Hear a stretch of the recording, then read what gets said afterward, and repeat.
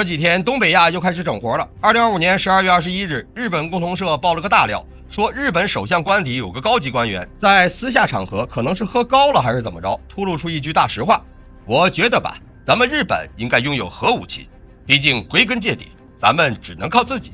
这话一说，好家伙，平壤那边直接炸了锅。朝鲜外务省下属的日本研究所所长立马跳出来指着日本的鼻子骂：你这是越过红线，你这是野心毕露，我们必须不惜一切代价阻止你。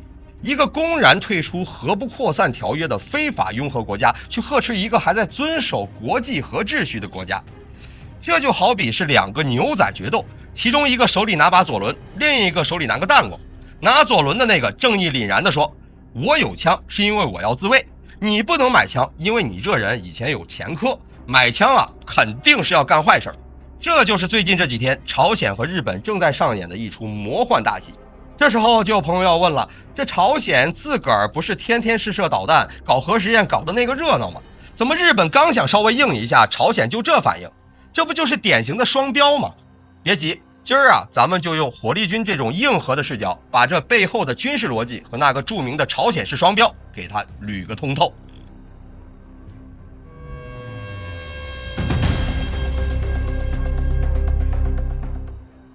要看懂这出戏，咱们首先得看明白日本为啥在这时候，也就是在2025年底突然想去摸那个核按钮。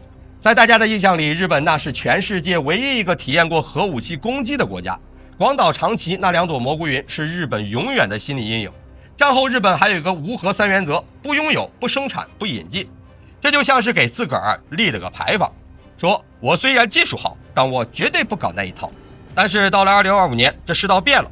此时的日本首相早就看那个和平宪法不顺眼了，再加上美国这个老大哥最近几年也是家里一地鸡毛，那个所谓的核保护伞在日本眼里越来越像是一把漏雨的破油纸伞。那个日本官员说的归根到底只能靠自己，翻译成人话就是美国可能靠不住了，旁边那个朝鲜手里攥着几十个大1万，隔三差五往我头上扔窜天猴，我要是手里没点真家伙，这日子还怎么过？从军事技术上讲，日本绝对是个核门槛国家。啥意思呢？就是它像个手里拿着螺丝刀站在核弹边上的高级技工。日本有大量的核储备，比如说6所村核废料处理厂的堆的那些都不是废料，那是战略资源。它还有顶级的运载火箭技术， H2、H3 火箭改一改就是洲际导弹，甚至还有超级计算机可以模拟核实验。只要他想把螺丝刀一拧，几个月内就能把蘑菇弹给搓出来。但这事儿啊，它不光是技术问题，它是政治问题。日本只要敢动这个念头，那就是打破了2战后的雅尔塔体系残余，要把战败国的帽子给扔了。日本这边刚有这个苗头，朝鲜那边的反应那是相当的激烈，用词之狠那是相当的主体。朝鲜的逻辑是这样的：我拥有核武器，那是正义的宝剑，是为了抵抗美国的核讹诈，是守护半岛和平的定海神针。你日本想要核武器，那就是企图再次侵略亚洲的罪恶野心。这套逻辑在咱们外人看来啊，简直就是驰名双标。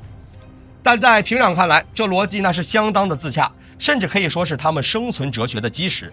咱们来剖析一下这个双标背后的军事和政治考量。首先是朝鲜这几十年勒紧裤腰带，那是真吃草都要搞核武器。为啥？因为常规军力它比不上了。南边的韩国 F-35 在天上飞， K2 坦克在地上跑，玄武导弹在水里游，那是全方位的碾压。朝鲜唯一的倚仗就是手里的核武器和那些能够够得着东京、关岛甚至洛杉矶的导弹，比如那个让美国人都头疼的火星17、火星18。也就是说，虽然你常规打架厉害，但是我手里有雷啊，我一拉线咱们都别活，这让美日韩在动朝鲜之前都得掂量掂量后果。可是如果日本也拥核了呢？那个画面太美，我都不敢看。一旦日本拥有了核报复能力，朝鲜辛辛苦苦这几十年建立起来的这点非对称优势瞬间就清零了。你想啊，以前我是光脚的不怕穿鞋的，我拿核弹吓唬你，你只能靠美国来吓唬我。现在好了，你也变成穿鞋带手雷的了。如果日本拥有了核武器，朝鲜的核威慑力对日本将大打折扣。这就好比你辛辛苦苦练成了葵花宝典，结果出门一看，满大街都在卖辟邪剑谱，而且都是精装版的，你说你气不气？除了军事仗，还有历史仗。朝鲜骂日本那是有先天优势的，毕竟当年日本在朝鲜半岛殖民统治了那么多年，这笔血海深仇那是刻在骨子里的。所以朝鲜只要一骂日本在道德高地上，那就站得稳稳的。朝鲜的意思是，我虽然穷，但我身家清白，我是受害者。你日本虽然富，但你有前科，你是加害者，想翻案。这种叙事逻辑不仅在国内好使，在国际上也能引起一些共鸣。朝鲜通过这种双标，把自己包装成了反法西斯斗士，把日本描绘成了潜在的法西斯恶魔。这样一来，他的核武器就有了合法性的外衣。我是为了防止恶魔重生啊！这儿还有一个深层的地缘政治算盘，那就是对美日同盟的离间计。朝鲜知道美国想利用日本遏制周边大国，但美国也不想让日本真的拥核，因为日本一旦拥核，就意味着脱离了美国的掌控。所以朝鲜反应越激烈，喊得越响，必须不惜一切代价阻止。其实也是在喊给美国人听，这是一种高级的边缘政策。朝鲜通过升级局势，逼迫美国去压制日本的核野心。毕竟如果东北亚真搞成了人手一核，最头疼的其实还是华盛顿。说到这儿咱们得把视角拉高点，看看2025年东北亚这个著名的怪物房是个什么状况。在这个房间里有3个核大国，还有一个潜在的核门槛国家日本，以及一个虽然没核但常规军力爆表且一直在搞潜射导弹的韩国。朝鲜的核武库在2025年已经相当可观了，根据情报，他们可能已经拥有了50到100枚核弹头，而且小型化技术已经非常成熟，能塞进那个看着有唬人的箭矢巡航导弹和海啸核鱼雷里。面对这样一个全副武装的朝鲜，日本的那种忧虑感是真实的。日本的那位官员说的话虽然被朝鲜骂，但在日本国内这种声音其实很有市场。但朝鲜的双标就在于他只允许自己焦虑，不允许别人焦虑。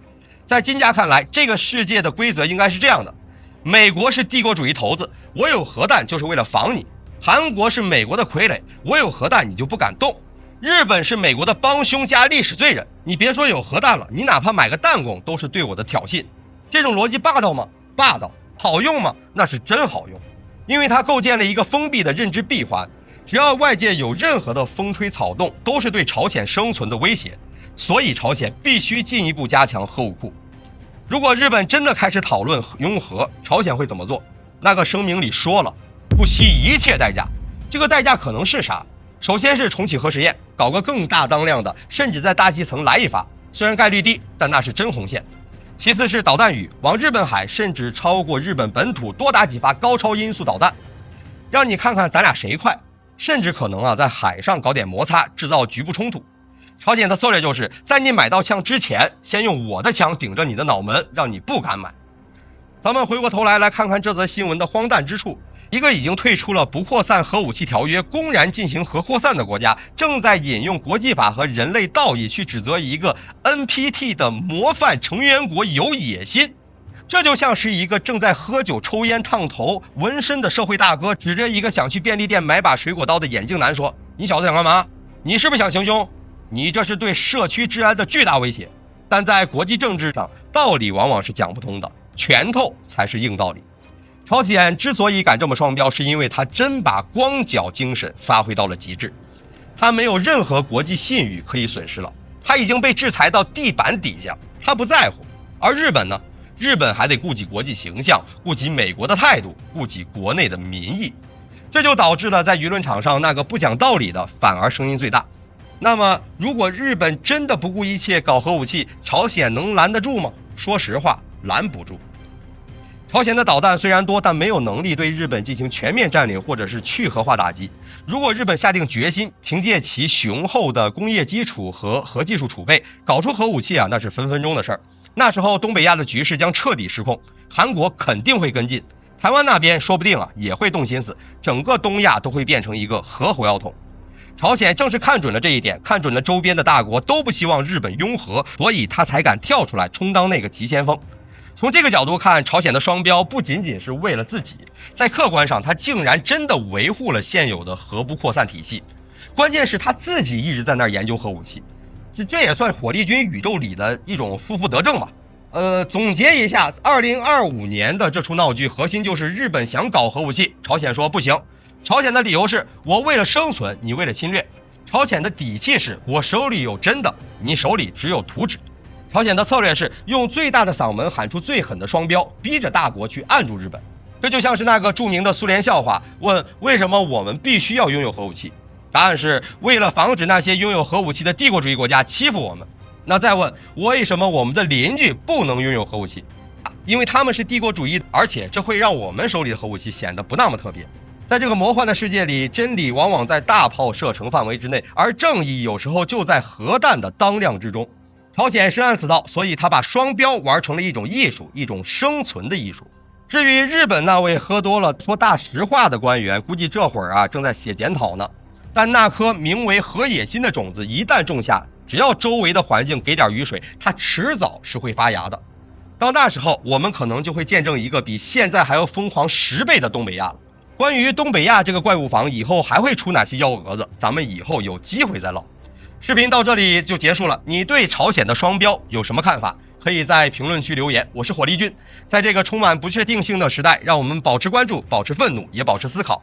你的每一次点赞和转发都是对深度思考的支持。我们下期再见。好的，各位观众朋友们，我们频道一直在聊真实的军事资讯和武器装备，后台也经常有朋友问，有没有值得推荐的入门级模型？今天就和大家分享一款近期接触到的产品。首先，它的外形还原度做得相当不错，比例准确，武器上的一些关键细节和标识也都有体现，材质也说得过去，拿在手上有不错的分量感。其次，它具备一定的可动性，对于理解基础操作原理有一定帮助，让它不仅是个静态摆件。综合它的做工和可玩性来看，价格确实比较亲民。对于想入门模型收藏，或者单纯想在桌上贴一个摆件的朋友来说，是一个性价比很高的选择。商品链接已经给你们上了，感兴趣的朋友可以自行了解。